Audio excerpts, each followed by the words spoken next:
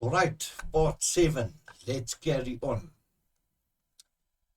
KO3. Communicate the various investment options to the client about deposits. So 1.7 says discuss the benefits of using generic investment products about the deposits product.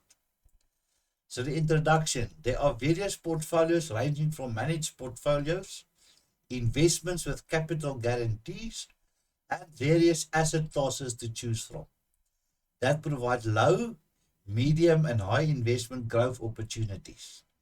The financial markets are volatile, and many clients want products that beat inflation and minimize risk.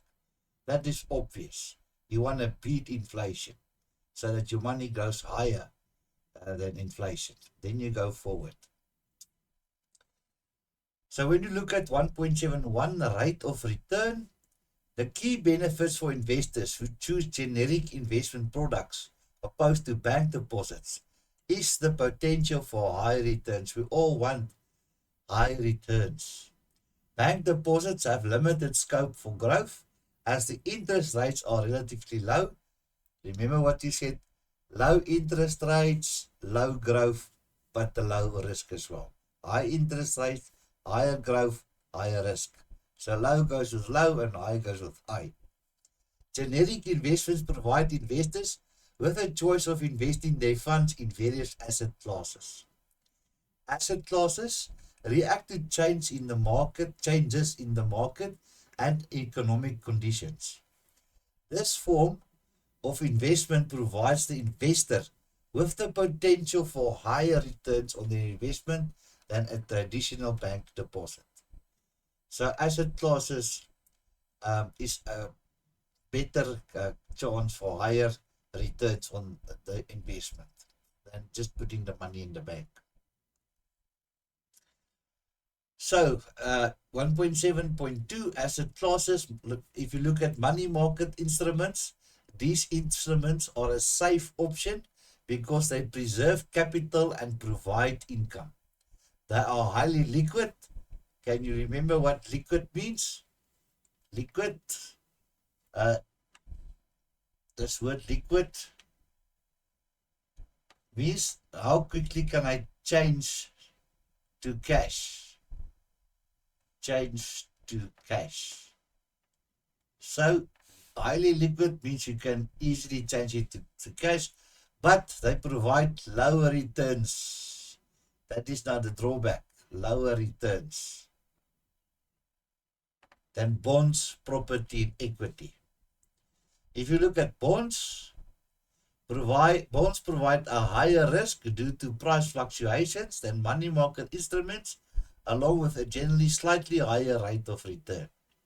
Bonds provide both interest income and potential for capital growth. They provide investors with lower risk and expected returns than equities and properties.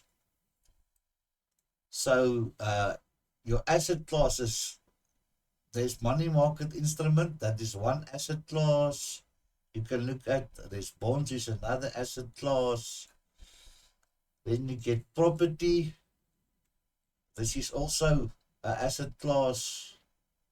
And equity market is also an asset class. So if you look at property investments are not liquid. In other words, they are not liquid, not change to cash easily. You can do it, but it's going to take a long time. If you think of your house, your property, if you sell it, you can turn it to cash, but it's going to go through a process because it needs to be advertised, it needs to be sold, it needs to get a buyer who qualifies to buy it, either not buying it cash. Then it must go through the deeds office and the attorneys, and they must register on the new owner's name. And normally that process takes anything between 6 to 12 weeks. If there's not other issues, then it can take longer before you will eventually get your cash. So you cannot change to cash that easily. However, they generally provide good capital growth. That is true. and rental income over the long term if you bought the property for rental income, although not as high as equities.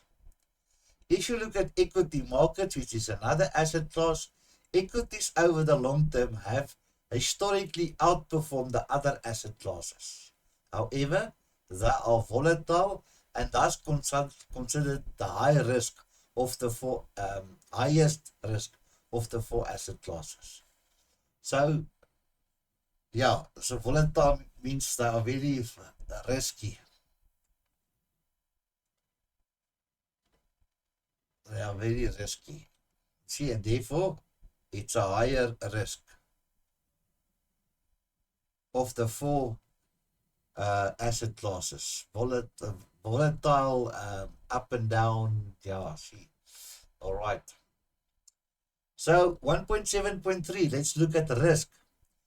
In the process of giving advice, it is essential to determine the financial profile of the client. Get back to the basis. The financial profile will help to determine the type of investment a client needs.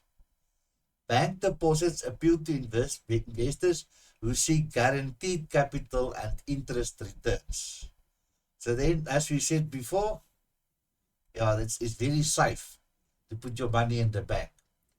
And that will normally be for the older generation, the older people.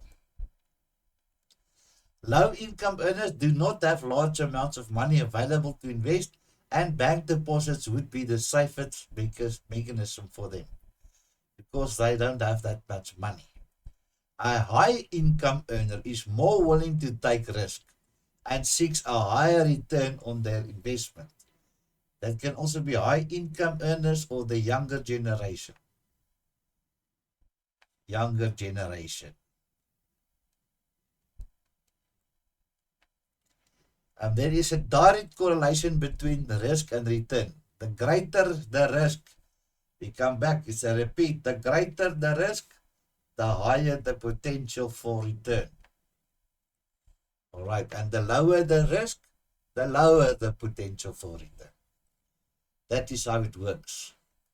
Investors have different risk profiles. The wealthier client usually has a higher risk appetite and would have the financial means to invest in higher risk investments with the potential benefit of higher returns.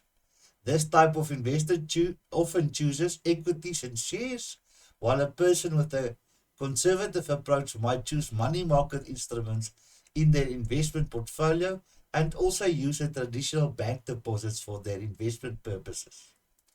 Investors can also combine an array of investments so that the overall risk profile can be lowered. It means that not only can investors select the underlying assets of a particular portfolio, but can also invest in several instruments such as a combination of bank deposits, unit trust, and annuities. In other words, they can spread their investments. When we look at 1.7.4 liquidity, liquidity is the ease with which deposits can be returned in cash, as you already know by now. Those individuals who have small incomes would want to invest in liquid deposit products to be able to access the investment in a relatively short period. Bank deposits are more suitable for this type of investor. Clients who are looking for a medium to long-term investment with a higher return than a bank deposit and which can be accessed relatively quickly can choose a generic investment such as a unit trust. This type of investment has a higher rate of return than a traditional bank deposit, and the funds can be made available at short notice, but not without potential loss and penalties. You see, here it goes again. Higher rate of return is a higher risk, potential for loss and penalties. And if you but you can give short notice, but then you get penalties. Investors who do not want to be able to have easy access to their funds who do not require their funds in the short or medium term should consider generic investments that provide a good return over a more extended period. All right. Tax benefits 1.7.5.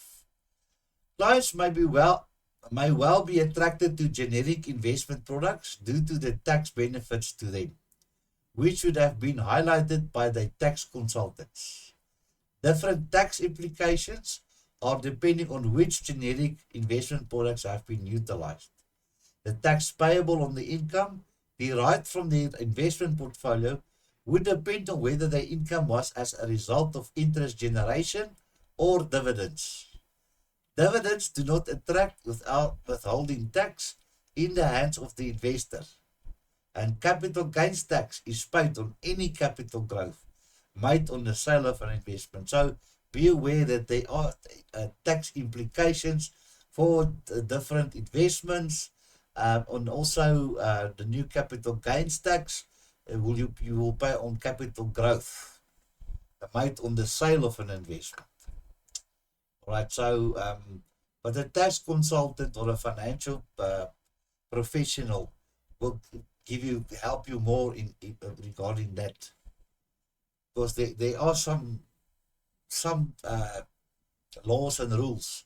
Like I know, for instance, I think roughly, if you made a sale of an investment, SARS will say, okay, the first 20 or 30 or 50,000 you can deduct. Then the amount that's left over, the first so much, you'll pay this percentage tax and the rest, and all, so yeah, let them speak to you and inform you more about that.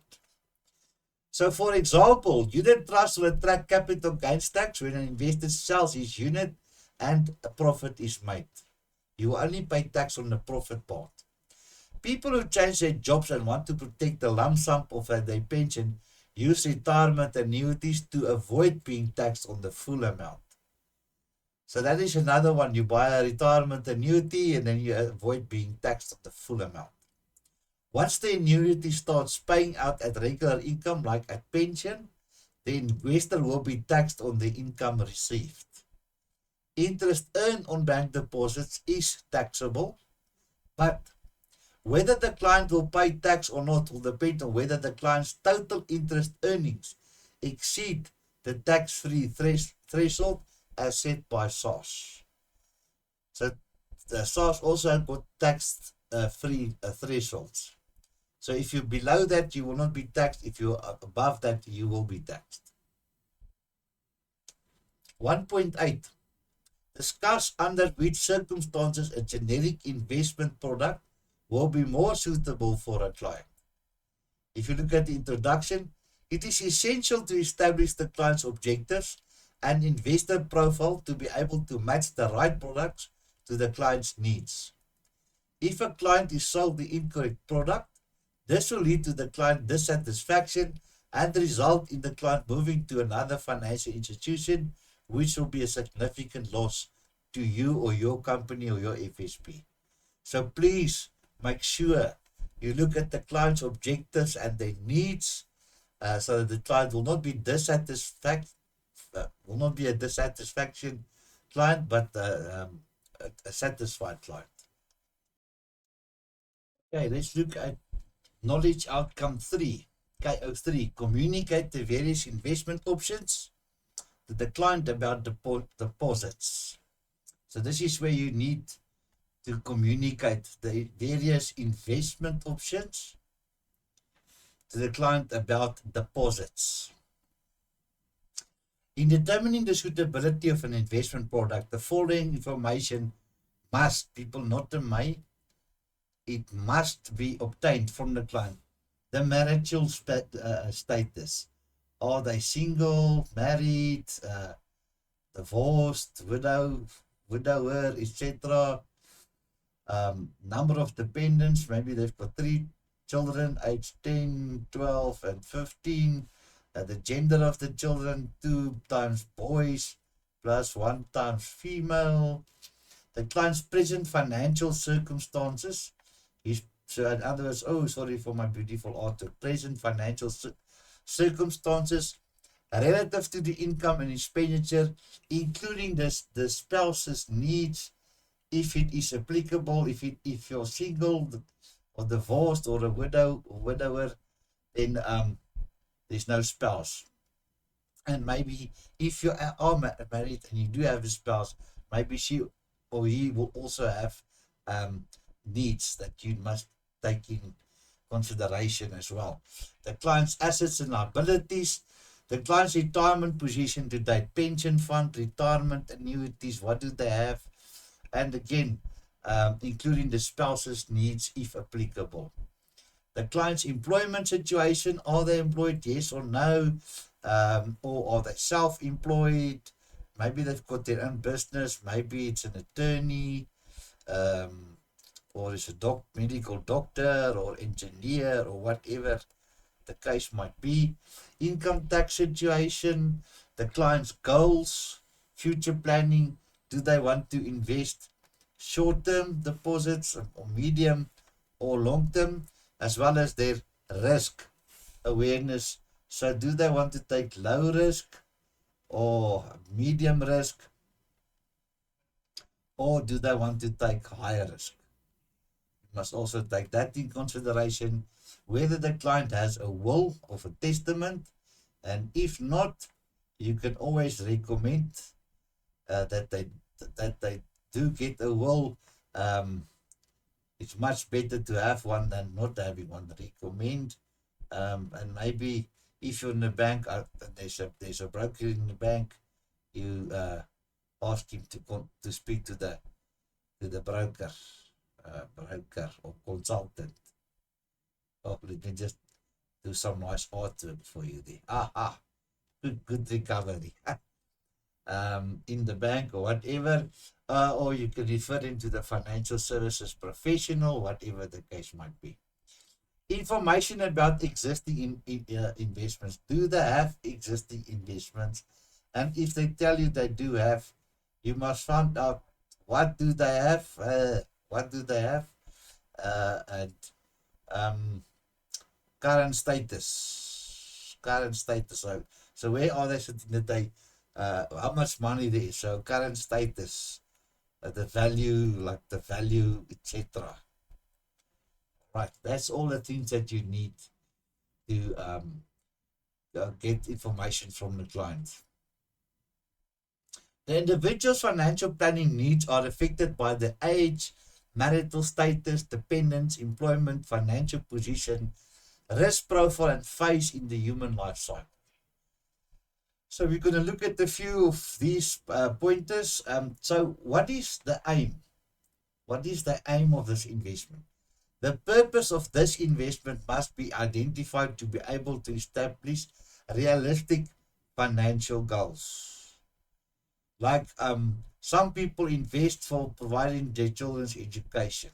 Another person might say that that's for emergencies in case my dilapidated car is breaking down, then I can fix the engine for 20,000 rand. Others says no, they want to save for retirement and so on.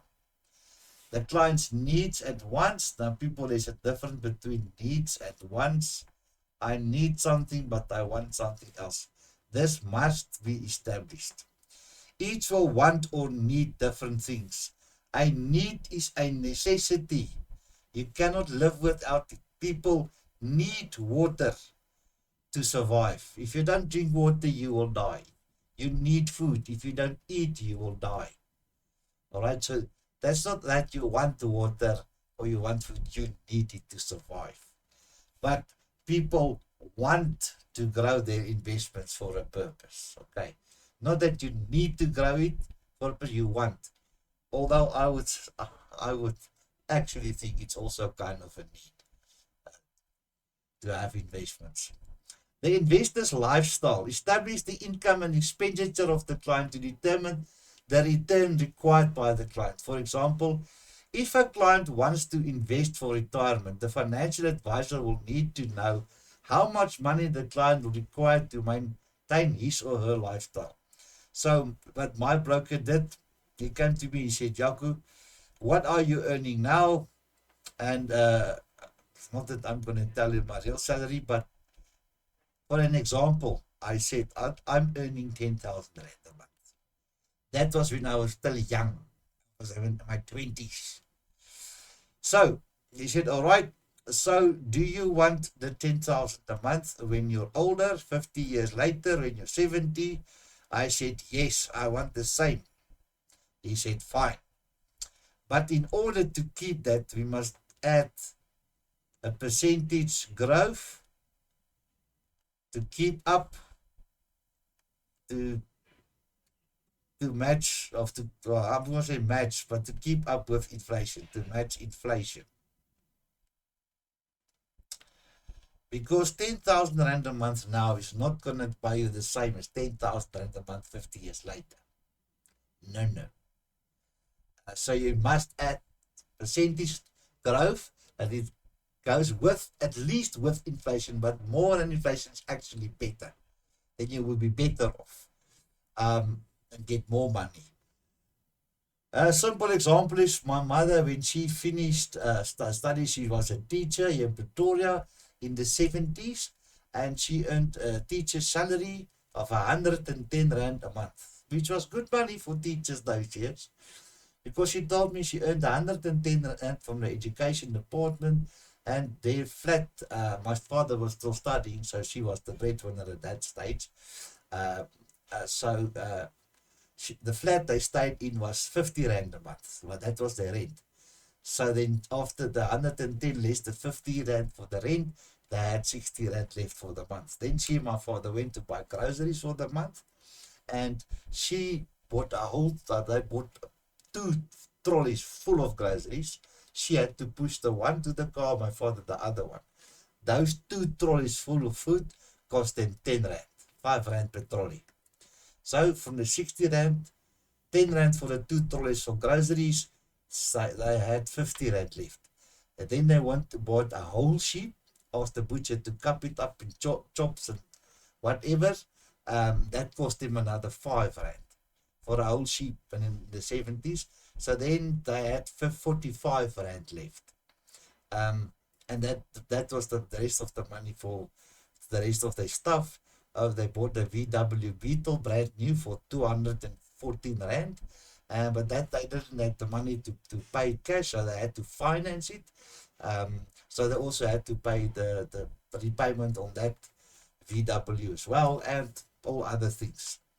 So, but today teachers don't earn 110 rand anymore. They will not even buy the half of a trolley of groceries with that salary. So you see, 110 rand in the 70s was a full salary. You could survive a whole month, pay rent, buy groceries, pay a brand new car, etc. And if you said to those days, yeah, you want 110 rand when you retire, and you get 110 rand a day, oh my goodness, you will be so deep into trouble, you will not make it. The same as bread prices in the 80s was 20 cents a loaf bread. Then they announced it will be 5 rand in the year 2000. And I personally thought, how ridiculous, we will never see 5 rand a bread. We will never pay that. And today, where are we? We are at 15 to 20 rand a bread. Things are just going up. So you need to put that growth as well. The risk appetite. This is the amount of the risk that the investor is willing to accept to meet his or her goals and objectives. His or her financial position drives the client's appetite, what states of life she is at, and beliefs regarding the market, the economy, and investments. This investor could be averse to risk or be considered conservative, moderate, or aggressive. Now, this word conservative will tell us this investor, they want low risk. Moderate is in the middle, and in the middle circle is medium. Or if another way to remember it, M stands for medium. And the aggressive investor, they are very aggressive. They want high risks. They take high risks. Okay. Financial situation. It is essential to establish how much money the client has available for investment purposes, and whether he or she will be investing in a once-off amount, lump sum, or whether he or she will be making regular deposits into the investment, like 1,000 Rand every month or 500 Rand or whatever. Interest. Will the client be reinvesting the interest in capital growth or using the interest as part of his or her monthly income? So, remember compounding interest, which we did before. It's better option. So you must explain that to the client. Are they going to take the interest they make and use it for their monthly expenses, and then they will get interest again next month on the investment, or they're going to take that interest, put it back on the investment, and then they earn interest on interest, which is the compounding we discussed in the previous part. Term. Will the client require the funds at short notice or require the money sometimes in the future? Life stage. The investor's economic context depends on age and the income level they are earning. For example, a young person would generally adopt a more aggressive portfolio as opposed to someone nearing retirement that would be more conservative and focused on preserving capital. So the young people, the aggressive portfolios, so they will take high risks. Where somebody nearing retirement, they will take low risks, as we also discussed before. Knowledge outcome 4, communicate the different deposit product categories for the client. So we look at different deposit product categories. So the purpose, we will discuss the features, benefits and product rules about various bank deposit product categories. Features are the attributes that describe the product or service in detail. Benefits solve a problem for the customer or fulfill a need. Product rules relate to the various terms and conditions that govern the products or product as set out by the banks. So 1.9, identify the various deposit product categories. So the introduction says one must provide clients with the details of the features, the features, the benefits, and the regulations about the products and services offered. It will allow the clients to make an informed choice or an informed decision as to which products or services will match their specific needs. Very important that you said right in the beginning, you must fulfill the client's needs, not your own needs for better commission or bonuses, the client's specific needs. So when you look at financial products are generally referred to as financial instruments. These instruments provide clients with a mechanism that enables them to transact, in other words, pay third parties accounts or whatever, to save, to invest, to insure, and borrow, such as savings account or credit card. Financial services. Financial services in the FACE Act means a combination of giving advice and intermediary service, or just giving advice, or just intermediary service, and not both. As you saw in the categories earlier that we did, category 1, the FSP, they can give advice and or intermediary services. But you can category 1 can also just give advice, but like a category 2, 2A, 3 or 4, they can only do intermediary service. So it includes both, but some do the one, some do the other one, some do both. Providing service in the financial world relates to the handling and the managing of clients' money and financial matters. Product rules. Each bank product has specific terms and conditions or product rules that clearly describe how the client should operate that account. And these rules also set out the bank's rights and duties about this operation. The bank will tell you with this account you can only do this and not this, and if you do this you'll get penalties, etc., etc. So every bank has its own general set of terms and conditions as well, and that may be applied to all the accounts or to some accounts depending from bank to bank. When a client opens an account, they agree to be bound by these rules, including how they transact and the use of all access mechanisms issued on the account. A bank and other changes like FICA changes or the FSCA changes or FACE Act changes. So a bank and changes out there may amend the product rules, which must be communicated to the clients. Banks are not allowed to change rules or conditions unilaterally to the detriment of the clients. So if the bank or the FACE Act or FICA or changes amend the rules, it must be communicated to the clients. Think of yourself. All of you watching my videos now have bank accounts.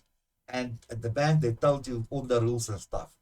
Now imagine your bank is just going now and change things. And at the end of the month, you get a huge surprise. Bank fees, 5,000 Rand from your account. Are you going to be happy? You're going to run to your bank and say, hey, what's going on here? Sorry, we changed the rules. It will now cost you 5,000 Rand a month to have that bank account. And they haven't communicated to you. Do you think that's fair? No ways. If they want to do that, they must communicate it to you so that you can make an informed choice or decision. Thank you very much. I'm not paying 5,000 Rand a month to have a bank account with you. I'm closing the account. I'm moving somewhere else. The rules provided in this section are merely a guide and do not relate directly to any specific bank. It's just in general, a guide. Each bank official must understand the terms and conditions of all relevant products offered at their specific bank. Product categories. There are various bank products within each product category. We will only be covering the primary product categories offered by banks in general. The following deposit product categories will be discussed in this section, and we're going to more details in the next part. We look at checks and current accounts, transmission accounts, money market accounts, saving options, and investment options. And that's the end of part 7. I hope you've learned something, you found it interesting, and that I didn't bore you. There's my email address. Once again, please let the emails keep coming if you want any help or assistance, and I'll see you in part 8. Goodbye.